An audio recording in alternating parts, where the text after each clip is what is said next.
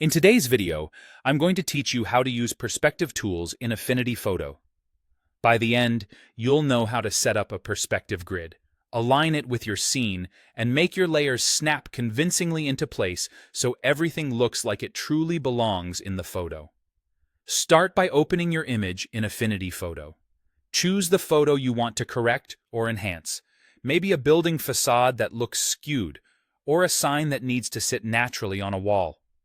If you want extra flexibility, consider working on a duplicate layer so you can compare before and after as you go without touching the original.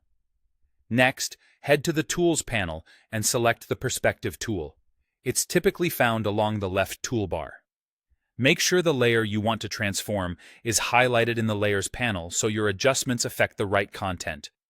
Once selected, you'll notice controls appear specifically for perspective adjustments.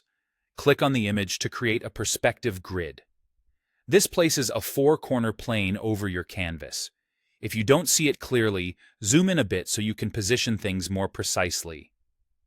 Think of this grid as a flexible frame that will map your content to the angle of your scene. Adjust the grid corners to match the perspective you want.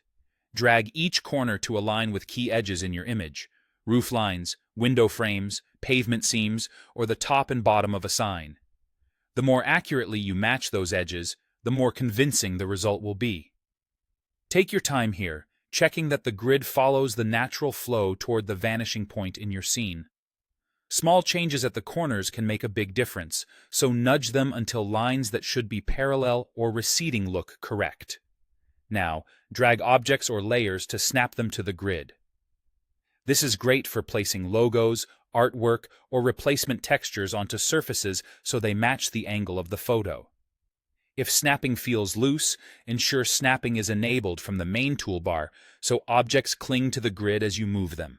As you drag, you'll see the content conform to the plane, giving it the right tilt and depth.